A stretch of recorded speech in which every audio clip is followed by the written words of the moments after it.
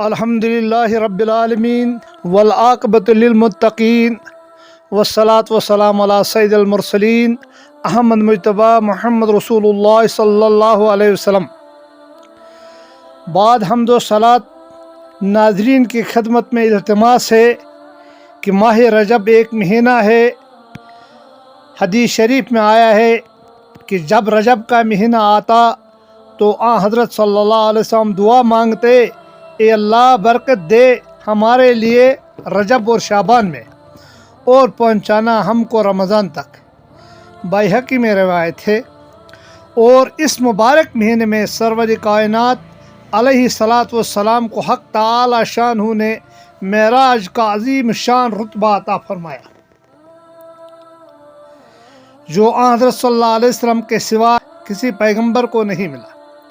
یعنی اس انسانی جسم سمیت آپ صلی اللہ علیہ وسلم مکہ معظمہ سے بیت المقدس اور پھر وہاں سے ساتوں آسمانوں کو طے کر کے ایسی بارگاہ قرب تک پہنچے جہاں کی بشر تو بشر، کسی فرشتے کی بھی رسائی نہ ہو سکی۔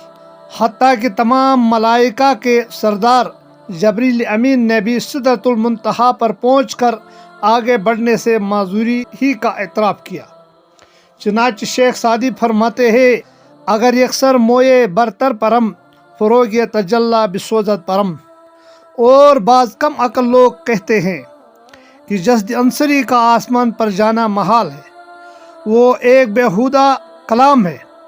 افسوس ہے کہ وہ لوگ محال کے معنی تو جانتے نہیں، ویسے ہی بات کہتے ہیں۔ جس چیز کو چاہا محال کہہ دیتے ہیں۔ اکثر یہ لوگ مستعبد کو محال کہہ دیتے ہیں، جس کو ان کے شبہات اور بے بنیاد دعووں کی تردید دیکھنے کا شوق ہے۔ وہ حضرت حکیم الامت حضرت مولانا اشرف تھانوی دامت برکاتہم کا رسالہ انتباہات مفید ضرور دیکھ لیں، جو اس بحث میں نہایت جامع اور زیادہ تفصیل درکار ہو تو اس کی شرح حل الانتباہات دیکھیں، جس میں جناب حضرت حکیم مولوی محمد مصطفیٰ صاحب بجنوری نے نہایت وضاحت کے ساتھ تمام شبہات کا کلا کما کر دیا ہے۔ اور جو شخص معراج شریف کے بابت پوری تحقیق کا شوق رکھتا ہو، اس کو لازم ہے کہ تنویر السراج فی لیلۃ المعراج کا مطالعہ کرے، جس میں تمام شبہات کا عقلی جواب بھی ہے اور فوائد حکمیہ بھی تحریر ہے۔ مگر یہ بھی مسلم ہے کہ فضیلت کی کوئی مقدار بدون تصریح خدا اور رسول صلی اللہ علیہ وسلم معین نہیں ہو سکتی، اور اسی طرح کسی عمل کی تعین بھی موقوف ہے حکم خدا رسول اللہ صلی اللہ علیہ وسلم پر۔ پس اب دیکھنا چاہیے کہ اس ماہ کے متعلق جو اعمال مشہور ہیں، ان کی بابت شریعت مقدسہ میں کیا حکم ہے۔ اس میں دو عمل مشہور اور مروج ہے، ایک رجبی اور دوسرے ہزارہ روزہ۔ ان دونوں کا الگ الگ بیان ہے۔ رجب کی 27ویں رات کو معراج شریف کا تذکرہ کیا جاتا ہے اور دھوم دھام سے جلسے ہوتے ہیں، جن میں فضول خرچی اور بے جا زینت و ضرورت سے کہیں بڑھ کر روشنی وغیرہ ہوتی ہے۔ شریعت میں اس حیت متعارفہ کی کوئی اصل نہیں، بلکہ فضول خرچی وغیرہ کے صاف طور پر ممانعت اور سخت مذمت وارد ہے۔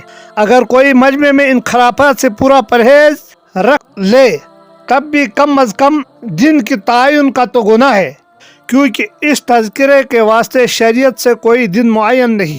ہزاری روزے عام لوگ رجب کی 27ویں تاریخ کو روزہ رکھنے کا ثواب 1000 روزے کے برابر سمجھتے ہیں، اسی واسطے اس کو ہزاری روزہ کہتے ہیں۔ مگر یہ فضیلت ثابت نہیں، کیونکہ اکثر روایات تو اس بارے میں موضوع ہے، اور بعض جو موضوع نہیں وہ بھی بہت ضعیف ہے۔ اسی لیے اس روزے کے متعلق سنت ہونے کا اعتقاد نہ رکھا جائے۔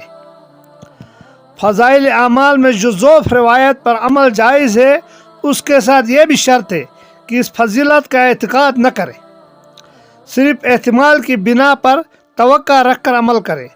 اگر کوئی شخص 1000 روزے کے برابر ثواب نہ سمجھے بلکہ ویسے ہی فضیلت کا دن ہونے کی سبب روزہ رکھے تو اس میں مذائقہ نہیں، جیسا کہ شامی شریف وغیرہ میں تصریح ہے۔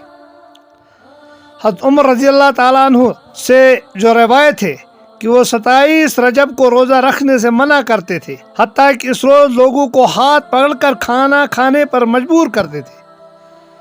اس کی وجہ یہی ہے کہ عام طور پر کسی فعل کو کرنے سے عوام اس کو سنت ہی سمجھنے لگتے ہیں، اسی واسطے اس روزے کا اہتمام ان روزوں کی طرح نہ کرنا چاہیے جو احادیث صحیحہ سے ثابت ہے۔ خدا سب مسلمانوں کو تمام بدعات سے محفوظ رکھے، آمین۔